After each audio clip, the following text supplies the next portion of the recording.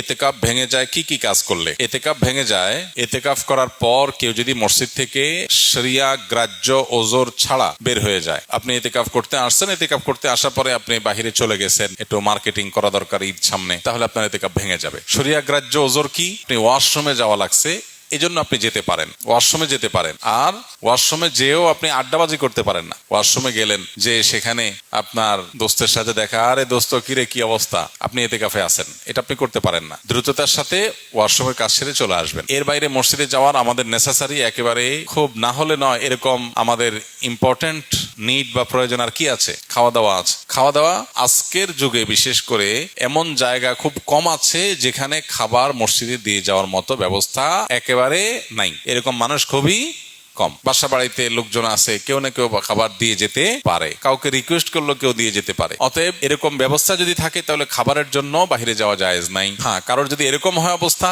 যে তার খাবারের জন্য কেউ খাবার এনে দেওয়ার মতো নাই, তাহলে এরকম নিরুপায় যদি কেউ সত্যি হয়, এরকম কোনো মসজিদ থাকে যে আশপাশে কোনো মানুষজন নাই, অনেক দূরে তার বাসা থেকে খানা আনার মতো কোনো মানুষ নাই, তাহলে তিনি খাবারের জন্য যেতে পারবেন, খেয়ে আবার চলে আসবেন। খাইতে গিয়ে আবার বাসায় আরেকটা খাজুরি আলাপ করতে পারবেন, এক বেলা খেয়ে আরেক বেলা খাবার সাথে নিয়ে আসলেন। এভাবে না হলে নয়। এরকম নিড থাকলে শুধু বাইর হতে পারবেন। এছাড়া যদি তিনি বাইর হন তাহলে তার এতেকাফ ভেঙে যাবে।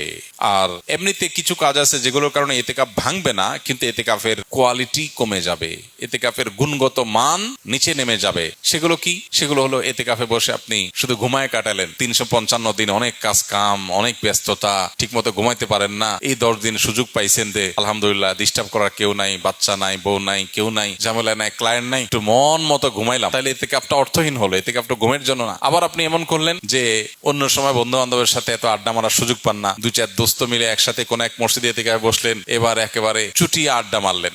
এগুলো এতেকাফের কোয়ালিটিকে নষ্ট করে দিবে। যদি আপনি ভারসাম্যের সাথে একান্ত প্রয়োজনীয় আলাপ করলেন আর বাকি সময় বাড়িতে মগ্ন থাকলেন, সেটা অর্থবহ এতেকাফ হবে। আল্লাহ আমাদেরকে ভালো করে এতেকাফ করার তৌফিক নসিব করুন। এতেকাফের ক্ষেত্রে আমাদের মধ্যে যে ভুল ধারণা আছে সেটা দূর করতে হবে, প্রান্তিকতা যেটা আছে সেটা দূর করতে হবে।